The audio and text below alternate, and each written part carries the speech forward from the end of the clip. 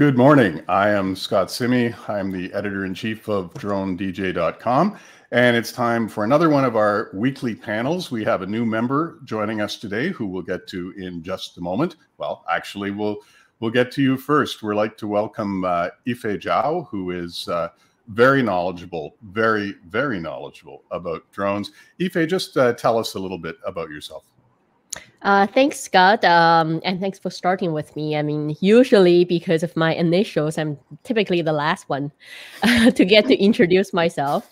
So my name is Ife Zhao, and it's actually great to have the opportunity. I'll be starting to write part-time for DroneDJ, specifically looking a little more on the expertise of commercial drone operations and tips and things that I'd like to share with all the operators out there. And my full-time job is with Altex Academy in Canada, where a training and research school with a 70-acre field just north of Toronto. I like to give credit to my team. I know when Scott introduces me, he always likes to speak about my experience, but it's really, there's a whole team here providing with all the expertise and information. So it's not just me alone. Definitely helps to have a group of boys with their toys and trying to find out how they work. So it's great to join for the first session, and thanks for having me. Awesome. We're very happy to have you here. Ishvina Singh, perhaps you could tell our viewers a little bit more about you. Yes. So I am Ishvina Singh, and I started my professional journey as a stringer with the Times of India, which is the largest selling English language daily in the world. That was in 2006, and 15 years later, I still get as excited about reporting as I did on the first day. And I worked with the likes of Miami Herald International, Daily Post newspaper, Microsoft MSN website, Geospatial World magazine, and several blogs. I actually zeroed in on geospatial technologies as my field of specialization in 2015. And that is when I discovered that drones as an emerging technology and their tremendous potential. And I have been fortunate enough to work with some of the biggest drone manufacturers and service providers in the world, which has helped me to understand, how the regulatory landscape can completely make or mar an industry. Excellent. Thanks, Ishvina. Bruce, tell us a bit about your background. Well, I'm a career journalist. I've been doing it for over 35 years, most of which here in France. And started first with the New York Times Bureau here in Paris, and then went to Time, worked for Time for over a quarter of a century, ended up being its final Paris bureau chief, and also worked for other Time Inc. groups, magazines like Fortune and Sports Illustrated, worked for AFP and Agence France Presse, obviously. Did some freelancing, worked for The Guardian, stuff like that. A lot of general news, but I also specialized in politics. Was very specialized as of the mid-1990s in terrorism and counterterrorism reporting. Was one of the few non-French-born journalists to have official French intelligence and counterterrorism sources, which kind of helped on 9/11. Anyway, so just a general news background, but a lot of business and some tech coverage in there as well. And just happy to be specializing in something that's moving as fast and as furious as drones, and that have so many tentacles of applications. As I said the other day, it's the drone is like a smartphone, and all the cool apps on it are what make it so thrilling, and so it's so powerful. So I'm having a good time going from the general news background to something a lot more specialized, but really kind of thrilling as drones. Awesome. Let's just jump right into it. I'll leave my own background aside for today. So one of the big stories that broke this past week came out on Friday, and I'm going to switch tabs here briefly and be reading, so I might look like I'm not looking at the camera, which is true. So the U.S. Department of Defense released a statement on Friday that said DJI products pose, and I'm quoting here, potential threats. And here's the exact quote from the release. Systems produced by Dajang Innovations, which is DJI, pose potential threats to national security. Now, this statement came on the heels of some other news in this field. There is a division of the Department of Defense that is called the Defense Innovation Unit, I believe, the DIU.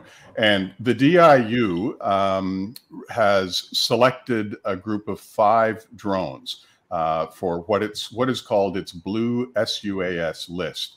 And these are considered to be kind of approved drones for government purchase, agency purchase in the United States. Well, there was a report in the Financial Times that suggested and quoted some people as saying, I think they might even have been unnamed people, but it was quoting a report or individuals as suggesting that the Blue SUAS drones were like 14 to 20 times more expensive than the competition, presumably referring to DJI, and less efficient. Ife, I don't know if you've read the full Department of Defense statement, but any thoughts on this, to hear the Department of Defense saying that DJI products pose a potential threat to national security? So I believe this whole thing started sometime last year, and there were quite a bit of vloggers, especially in states, doing a little more detailed analysis and looking into it. One thing I know from a lot of, I'm based in Canada, so from a lot of the first responders and government clients we had, their questions were typically, Canada follows at the heels of states. So if that's the action that US is taking, then what's going to happen to the Canadian drone market, especially for the public sector.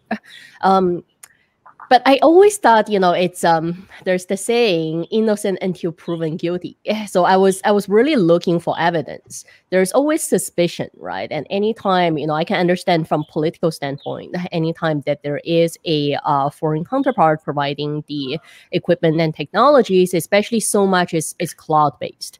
So I can definitely understand there are concerns. But I was really hoping to see something a little more concrete.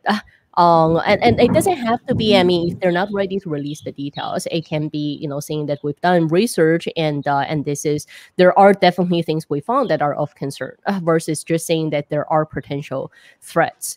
So to me, really, I need to see a little more from what exactly are causing the threats. And I know from, aside from defense, I know it seems like defense contractors, people think there's tons of money in it. But as far as drones are concerned, if we're not talking about predator type, if we're not talking about, missile type, if we're talking about small UAS that are mostly for image or for some kind of data capture purposes, they're nowhere near the typical defense contract amount we're looking at. So what would be really interesting is what is the actual market impact. That was the dollar amount. We don't really know, but a lot of the public sectors, so for example municipalities and public safeties, they're concerned if this is a national policy a country is taking on, then it may flow outside of national defense. And for those sectors, a lot of them are already not 100% using DJI systems, just because when they're collecting the data, they don't want everything to run through cloud-based or have their flight data, have the location data, everything to be on the DJI database. So it's really nothing new. I don't think this should really come as a surprise. It's just, to me, I like to see a little more concrete evidence.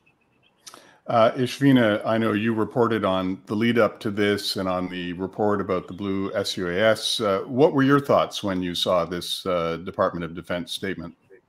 Yeah, as Ife rightly pointed out, DoD is yet to tell us what the data security risks are.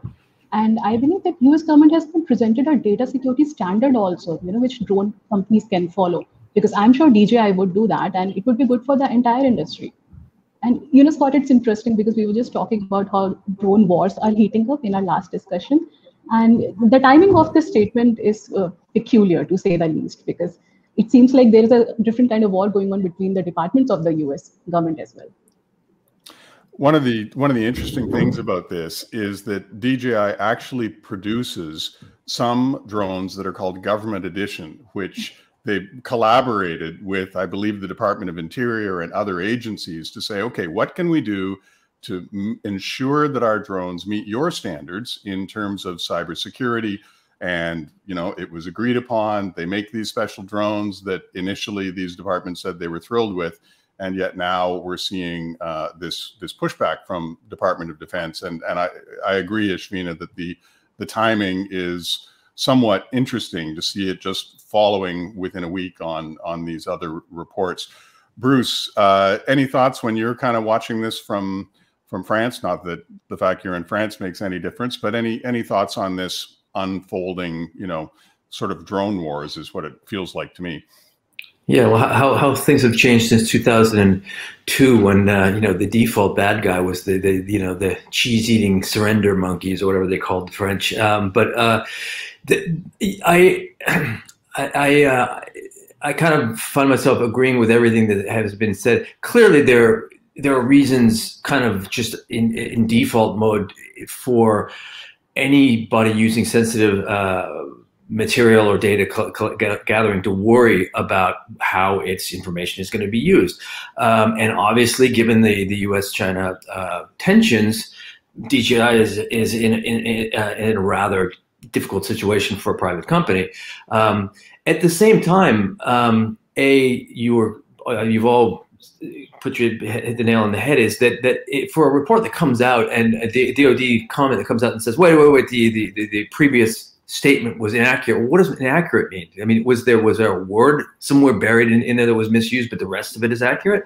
So you need more details on why what it's denying and why it's denying it. And the other thing about this is, and I hope I don't sound like a DJI apologist here, because that's not my intent. I mean, even though I think it's a really cool company with cool products, but we live in a world where Facebook and Amazon are threats to national security. Look at the power these companies had. Look at the roles they played in recent things like, I don't know, insurrections of the U.S. government. So to say that this company or that person is a threat to national security, I understand it in the case of DJI, but yeah, and who else? Let's keep the list going. And it does seem, frankly, given the succession of things, first the FT report, and then the lobbying group that comes out and basically spends its time and rebuttal kicking DJI in the teeth, and then this coming out and adding another layer on top. It kind of does seem like they're playing, as we used to call it, this game when I was a kid, dogpile. One guy goes down and everybody just piles on.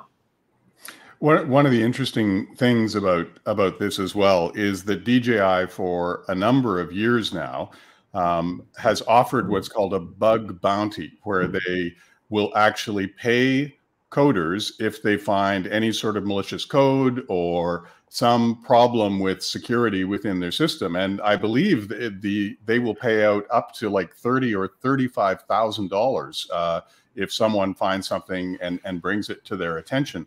So you kind of think to yourself, well, if a company did indeed have some malicious code or some cybersecurity problems that they were aware of, and obviously they would be aware of them since they built should have been found already. Yeah, you'd think that this would have been found and would have been made public by now. So you kind of have to wonder, what is the motivation? And yeah, if you're going to level the accusation, in my mind, and that's coming from the journalism background that three of us share here, is let's see the evidence, as Aoife pointed out. So I would like to see, that would be my challenge to the Department of Defense is, why don't you follow up that release and tell us specifically what your concerns are. I'm sure you could do that without it being a threat to national security. So I'm surprised they're taking that approach from an accusation perspective. I mean, just from a nation, I don't think there's anything wrong for a country to support domestic brands, right? So I would love to see, maybe a little more coming out from, hey, these are the domestic brands available, and they are supported by bright minds who started the companies who want to create, better technologies and equipment for the industry, and let's support them. I don't think there's anything wrong with that. I was really surprised that they would come out with this approach. And I know from industry operators, all of us are waiting to see a competitor for DJI. It doesn't benefit anyone for such a large brand to dominate, the market share. We all love to see different options being out there and available. So I like I said, I'm just surprised they would go with that approach. Well, it'll be interesting to follow because you definitely get a sense that the drone wars and the competition are heating up. And you know, the drone world used to be, in the early days, it felt like it was a very kind of collaborative space. You know, the companies all were pushing for the same thing, which was market share, which was ensuring that the public and enterprise clients understood the capabilities of drones. And it was sort of a feeling like, you know, we're all in this together. Let's, you know, push this technology and get it out. And now it's starting to feel a little bit more like, no, we're not in this together at all. And I think the one turning point for me that I observed was just a little over a year ago when Parrot was launching the Anafi USA, which was an enterprise drone with the, you know, Made in America branding, that in its promotional material prior to the launch, it actually released some graphics that said, you know, don't trust Chinese drones. And it was like, whoa, that's a really new approach in terms of marketing. And you know, I wasn't sure that I personally approved of it or liked it, but I'm not at Parrot. But I think that was the signal in my mind that that the gloves were off. One final thing before we leave this topic is that there's undoubtedly on the Blue SUAS list there are some terrific looking products. And I believe the Skydio 2 is on there, which is like now a $1349 US, which is in the kind of DJI price range. But the other drones obviously are quite a bit more money, and according to that Financial Times report, 14 to 20 times the cost. I'm going to put this one to both Ishvina and Ife in that order. Ishvina, when you see the cost of some of these enterprise drones, do you think they're always justified? Do you think they offer enough additional capabilities and robustness that kind of hike in money is justified? So the Blue SUAS drones cost anywhere from, let's say, $8,000 to $22,000. And the point is that they have been made according to the specifications set by the Department of Defense, not the other branches of the US government. So Interior Department did not have a say when, you know, these drones were being built. So which is why they do not meet their requirements. What the Interior Department requires is, you know, versatility in the lens, and that is something in the sensor system. That is something that these drones are not able to provide. Which is why the memo that was leaked from the Interior Department specifically said that, you know, it has reduced their capability of conducting their missions by some 80%, which is a lot. Gotcha. Ife. I guess my take on that would be, you don't compare apples with oranges, right? So if we're going to compare enterprise drones, it's just look at cars. You can't compare, you know, a small car with a large pickup truck in terms of pricing, because the performance and the purposes of them are substantially different. So if we compare Skydio 2, say, you know, as an enterprise drone, and if we are going to pick a DJI enterprise drone, you know, why don't we pick Matrix 300? And if you look at the pricing, we're talking about anywhere between 30 to 50,000, comparing to Skydio drone at just a little over $1,000. So it's apples and oranges. So when people do that kind of comparison, you know, I believe it should talk a little more on what's the size of the drone, what is it for, what type of sensors is it on? Because if we're talking about entry-level drones that just have built-in sensors, you can't interchange the sensors, then that's a very different category than a matrix level that you can get LiDAR, right? You can get thermal, you can get RGB sensors, you can fly 2 at a time. It's very different pricing and what it's being used for. So having said that, I believe, you know, the report, when it says the SUAS drones is overly priced, it's not necessarily overly priced if you really compare with the actual enterprise level from DJI side. Also from drone operations on the enterprise side, the hardware cost is not even comparable to the actual software and the processing fee. and what computing power you need to have if you want to process locally, especially if you're in the public safety space or defense space. You're not going to process your data from the cloud. So if you're doing that from a geometrics perspective, you need computers in the 20,000 plus range with different versions of software that can cost anywhere from $3,000 to $5,000 per user. So that comparing to the hardware cost, it's another substantial cost. So like I said, I like to see a little more detailed comparison on exactly what is the product, what is it intended, is it hardware or is it software? Gotcha. Okay, thanks. We're gonna cap off that topic and move on. I'd like to draw your attention to this mug. Now, I'm not sure if you can see, but it's got the Beijing Olympic symbol from 2008. And if you're watching very carefully, it'll teach you how to write the characters for Beijing. Now, I was at the Olympics. A quick aside is that the day I arrived at the sort of village for the media, they had a giant golf cart that would carry about a dozen journalists, and they were taking us all to our various rooms. And when I got out and grabbed my bag, my foot was in front of the rear wheel, and I had not even removed my bag, and the guy started driving, and he drove over my foot and seriously injured my little toe. And my job in Beijing was simply to go around the city, because I'd lived in China for a couple of years earlier, and find interesting stories about, the people of Beijing. And so there I was the following day. It was super hot, super humid. I'm carrying all my gear and tripod, and I've got a horrifically injured toe. So I'm limping around Beijing, but I loved being there for the Olympics, and it was quite something. And the reason I raised this topic and the mug was because we saw at the Olympics a pretty fantastic light show. I believe, Ishvina, you were the first to pick up on it. But tell us a little bit about the growth of light shows, and also about what made this particular light show a bit different from the ones we've seen before. So Intel has, kind of become a pioneer when it comes to drone light shows. We have seen many drone light shows coming out of various cities in China, but then again, we don't have the details of which are the companies that are organizing them, and there have been some pretty stupendous fails also. But Intel has kind of maintained a track record for producing both drone shows that are both stunning and safe. And they first got drone shows to Olympics during the Winter Olympics of 2018. And now in this Olympics, they had some 2,000 drones, which were in the sky forming complex geometrical shapes, and then that blue and white checkered emblem of the Tokyo 2020 Olympics, and finally merging into this revolving 3D model of the world, which was absolutely beautiful.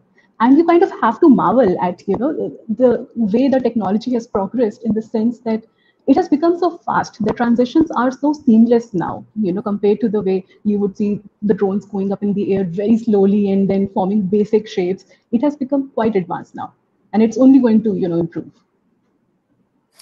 Bruce, you've seen these drone light shows as well. And a lot of people are suggesting that they might, over time, displace fireworks because it's a little more environmentally friendly. We don't have the booms that trouble people who might have PTSD and certainly bother a lot of people's animals. What are your thoughts? Yeah, I would just echo what Ishvina said, is that they're getting so much technically more sophisticated, and their abilities are just so much more powerful, strong, fast, that you kind of wonder, why would you continue with fireworks? Because these are just so much more spectacular in being able to do more things and kind of evoke actual, sort of animated life in the sky. It's really astonishing. So yeah, I wouldn't be surprised if they absolutely completely replace fireworks as a thing of the past. Just before we hop on to our next topic, I'd like to point out, you'll see our names are, oops, I think we may have lost. No, we have not. I got booted over to another tab there, and I thought for a sec we lost our broadcast, but all is well. I was going to point out that for myself, Bruce, and Ishvina, Those are our Twitter handles. If you'd like to consider a follow, we'd appreciate it. We're generally tweeting about drone-related news. And Ife has her Instagram account up there. So that's an IG account. And also, just to let viewers know, we've already got one comment in, but if you have any questions that you'd like answered, we will certainly do our best. If you want to pop a couple up, we've got about 5 or 6 minutes left, and two other stories to come. One is one that Bruce posted, I believe today, about police in Poland using drones for a very different kind of techniques. Bruce, tell us about that.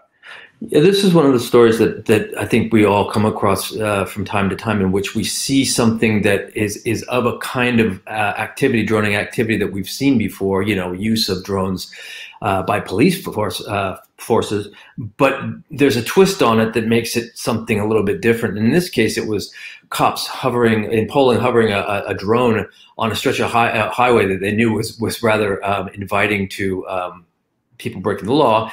And then once the drones, they observe the infraction on the controller, a couple of them would jump out from their hiding spot down the road and flag a motorist over, who clearly had no idea. They knew why they were being pulled over. They had no idea how the cops could have seen it, because the drone's obviously in the background. It's way above their heads.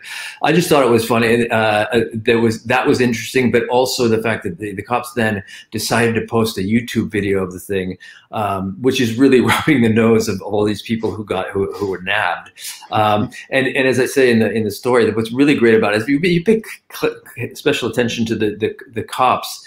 The first time they kind of run out from the hiding spot in their high vis vest, they kind of seem excited and they're flagging people over.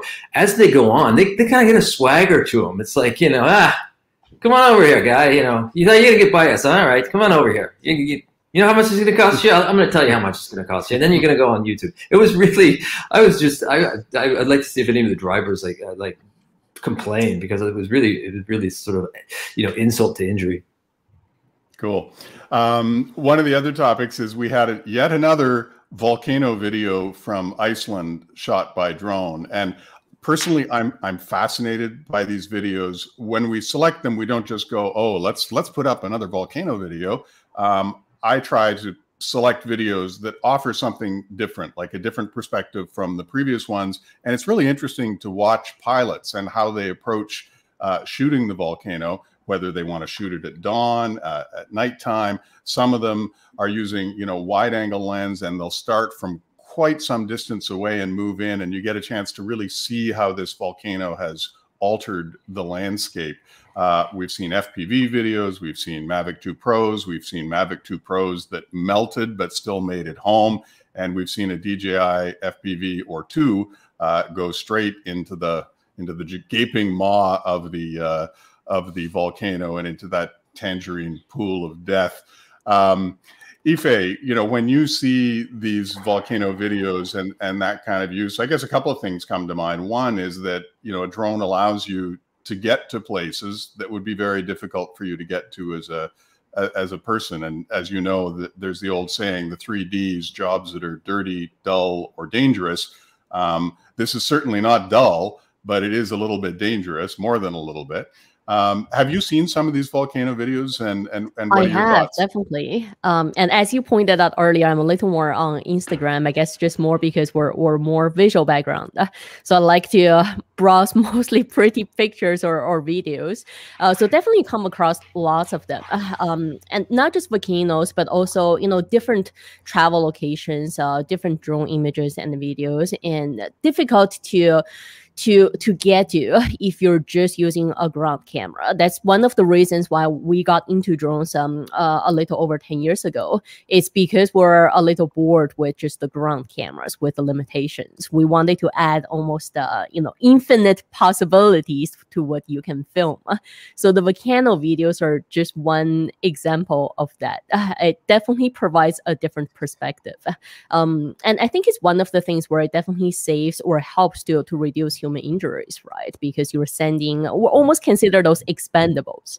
So I'm surprised I haven't seen, you know, much of Mini 2, just because we use Mini 2 more as scouting unit or expendables. If we're not sure what's happening there, then we can do that just to get an idea first. And if it gets lost, it gets lost. A brief aside, I was on a trip with my wife. I lived and worked in Moscow for the CBC, and we got to take trips to Europe to kind of get a break from Moscow. We went to Sicily, and there are two islands. One is called Stromboli, and one is called Volcano.